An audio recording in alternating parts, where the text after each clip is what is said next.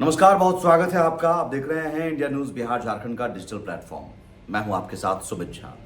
बिहार उपचुनाव के नतीजों के बाद से बिहार में एक बड़ा राजनीतिक उलटफेर होता हुआ नजर आ रहा है। संकेत जो मिल रहे हैं, राजनीतिक उलटफेर के संकेत, नीतीश कुमार की खामोशी या फिर तेजस्वी यादव की एक नई स्ट्रैटेजी या चंद नेताओं के बयान को अगर आप एक साथ इकट्ठा करके देखेंगे तो आपको राजनीतिक उलटफेर के एहसास नजर आएंगे। दरअसल बिहार के उपचुनाव में 4 सीटों पर उपचुनाव हुआ और चारों सीटें एनडीए के खाते में गई, जिसमें से 3 सीटें महागठबंधन के खाते में थी, 2 सीटें आरजेडी के पास थी, 1 सीट माले के पास थी।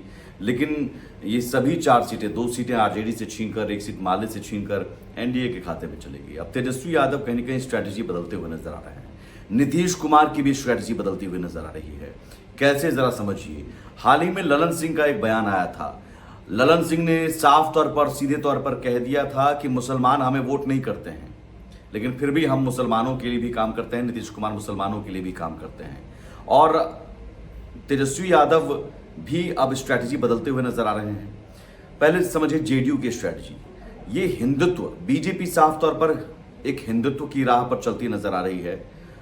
जेडीयू भी कहीं ना कहीं अब हिंदुत्व की राह पकड़ती हुई नजर आ रही है। ये इसलिए क्योंकि आपने सुना ललन सिंह का बयान कुछ देर पहले कि उन्होंने कह दिया कि मुसलमान हमें वोट नहीं करते हैं, और नीतीश कुमार इस बयान पर अभी भी खामोश है। देवेश चंद्र ठाकुर इससे पहले कह चुके हैं, जब लोकसभा चुनाव के नतीजे आए थे, कि मुसलमान हमें वोट नहीं करते हैं, या फिर जातिगत तरीके से उन्होंने कहा था कि कुछ जातियां हमें वोट नहीं करते हैं। तो ये एक स्ट्रैटेजी नजर आती है इसके जरिए कि जेडीयू भी अब हिंदुत्व की राह पकड़ने लगी है। वक्फ बिल को लेकर जो संशोधन होने वाला है, संशोधन बिल जो है, उस पर भी जेडीयू का रुख कुछ इसी तरह के संकेत दे रहे हैं कि जेडीयू भी अब मुसलमानों का जो हार्ड तौर पर जो कट्टर कहा जाता था, वोट बैंक या तुष्टीकरण की बात कही जाती थी, शायद वो लाइन लेंथ से हटकर जेडीयू अब हिंदुत्व की राह पकड़ता हुआ नजर आ रहा है।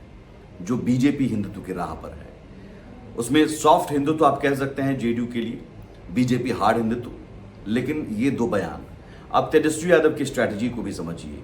तेजस्वी यादव ने इन नतीजों के बाद से और आरजेडी के अंदर से ही मांग उठने लगी है। पहले एमवाई समीकरण की बात थी। तेजस्वी यादव ने कहा बाप, BAAP, जिसमें बहुजन, आधी आबादी, अगड़ा और पुअर, ये नारा दिया था। लेकिन ये नारा चल नहीं पा रहा है। जगदानंद सिंह जो प्रदेश अध्यक्ष हैं, जो अगड़े जाति से आते हैं, उनके बेटे बाहर गए रामगढ़ सीट से, और ये सवाल उठ रहे हैं कि भाई प्रदेश अध्यक्ष जो हैं वो भी खुद अपनी सीट नहीं बचा, अपने बेटे को नहीं जिता पाए। तो आरजेडी के अंदर से ही सवाल उठने लगे कि उन्हें भी अब इस्तीफा दे देना चाहिए, और अब तक इस्तीफा क्यों नहीं दिया, ये हैरानी वाली बात है।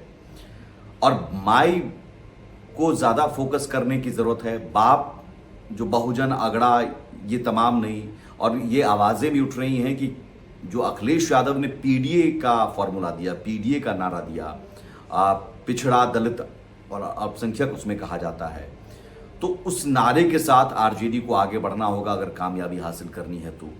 और क्या ये तेजस्वी यादव की स्ट्रैटेजी बदल सकती है? हाल के दिनों में ये देखा जा रहा है कि जो बिहार विधानसभा चुनाव आने वाले हैं, उन चुनावों को लेकर इस उपचुनाव के नतीजे बहुत कुछ संकेत दे रहे हैं कि आप रामगढ़ में हार जाते हैं, बेलागंज जहां एमवाई समीकरण है वो हार जाते हैं। भले ही प्रशांत किशोर की पार्टी को आप वोट कटवा कह दें, वोट बैंक, लेकिन शिफ्ट तो आपका हो गया।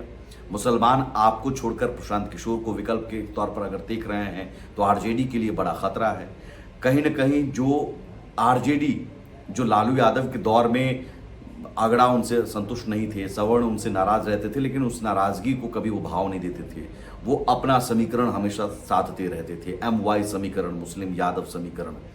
भले ही उसके लिए सवर्णों की नाराजगी मोल लेनी पड़े, लेकिन तेजस्वी यादव ने इसमें A to Z का नारा दिया या माई बाप का नारा दिया, तो जो उनका कोर वोट बैंक है वो छिटकने लगा। तो अब ये समझ में शायद आ रहा है आरजेडी को, तो आरजेडी ने भी अब नई स्ट्रेटजी अपनानी शुरू कर दी है कि अब पीडीए जैसा कुछ नारा लेकर शायद आरजेडी आ जाए। और आने वाले दिनों में हो सकता है कि जो आरजेडी के सवर्ण चेहरे हैं, उन चेहरों को साइडलाइन किया जाए और जो पिछड़ा, अति पिछड़ा, यादव, मुस्लिम चेहरों को प्रमोट किया जाए। हालांकि लोकसभा चुनाव में भी 23 टिकट दिए गए, उनमें 2 ही सवर्ण चेहरे थे, तो ऐसा नहीं सवर्णों को इन्होंने आरजेडी ने टिकट देने में ज़्यादा ज़्यादा सहूलियत दी, ज़्यादा भाव दिया होगा, ऐसा नहीं है। लेकिन ये ज़रूर है कि सवर्णों को साथ लेकर चलने की बात तेजस्वी यादव करते रहे। और ये अब खबर ये आ रही है कि अंदर अंदर चर्चा हो रही है कि इस तरह की रणनीति से ही अपना जो कोर वोट बैंक है वो छिटक रहा है, और प्रशांत किशोर की तरफ अगर देख रहा है विकल्प, तो ये आरजेडी के लिए खतरा है।